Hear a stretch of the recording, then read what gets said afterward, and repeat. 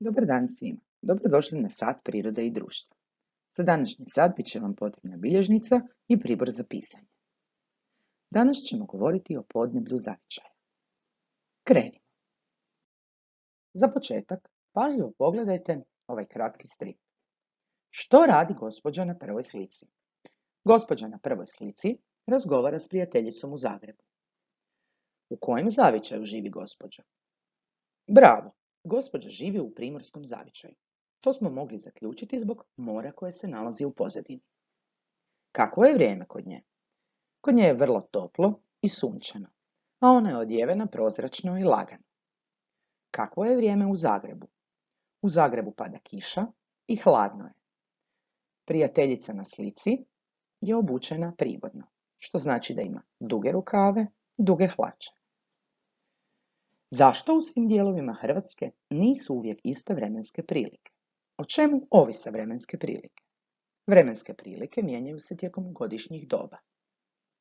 U našoj domovini izmjenjuju se 4 godišnja doba.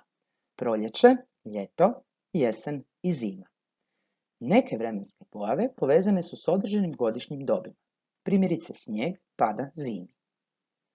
Uobičajena vremenska obilježja godišnjih doba zovemo podneblje ili klima. Oni se također razlikuju prema zavičaju u kojem živimo. Na ovoj slici prikazana su 4 zavičajna područja. Primorski zavičaj, gorski zavičaj, nizinski zavičaj i brežuljkasti zavičaj.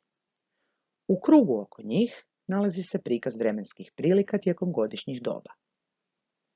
Smeđom bojom označena je jesen, bijelom zima, zelenom proljeće i žutom ljeto.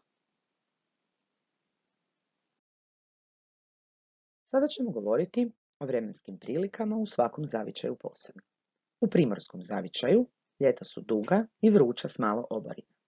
Zime su kratke, blage i kišne. Snijeg rijetko pada. Često pušu vjetrovi. U gorskom zavičaju ljeta su kratka i svježa. Zime su oštre, duge i hladne s mnogo snijega. U brežuljkastom zavičaju ljeta su topla i kišovita. Proljeće i jesen umjereno su topli s dosta oborina. Zima je hladna s dosta snijega. U nizinskom zavičaju ljeta su vruća s dosta sunčanih dana. Tijekom ljeta, proljeća i jeseni pada dovoljno kiše. Zime su hladne s dosta snijega. Pažljivo još jednom promotri cijeli ovaj prikaz. Nemoj zaboraviti da su vremenske prilike označene prema godišnjim dobima različitim bojama.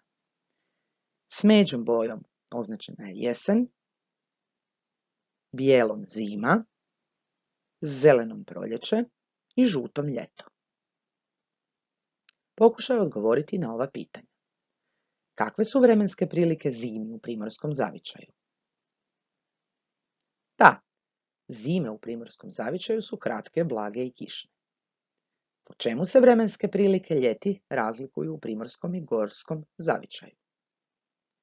U primorskom zavičaju ljeta su duga i vruća, a u gorskom pak kratka i svježa. Kakve su vremenske prilike u proljeće u nizinskom zavičaju? U nizinskom zavičaju proljeće je puno kiše. Kakve su vremenske prilike u jesen u brežuljkastom zavičaju? U brežuljkastom zavičaju jesen je umjereno topla s dosta oborina. Također, vremenske prilike utječu na rasprostranjenost biljaka. U primorskom zavičaju dobro uspijeva maslina. Zato jer za njezin rast potrebno je mnogo sunca i nešto malo oborina. Ona zato neće rasti u gorskom zavičaju jer tamo su ljeta kratka i svježa, što znači da je hladnije i da ima puno više oborina. Također u nizinskom zavičaju pšenica raste jako dobro, zato jer ona treba puno sunčanih dana sa dosta kiše. Dok recimo u gorskom zavičaju takva ljeta nisu, već su ona kratka i svježa.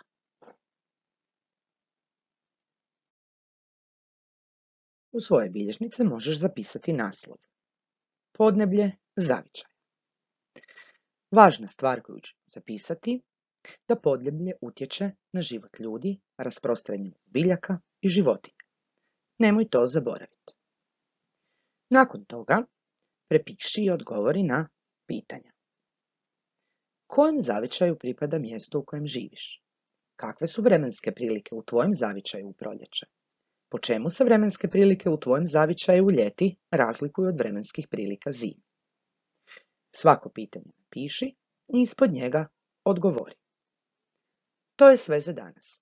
Pozdrav do sljedećeg puta.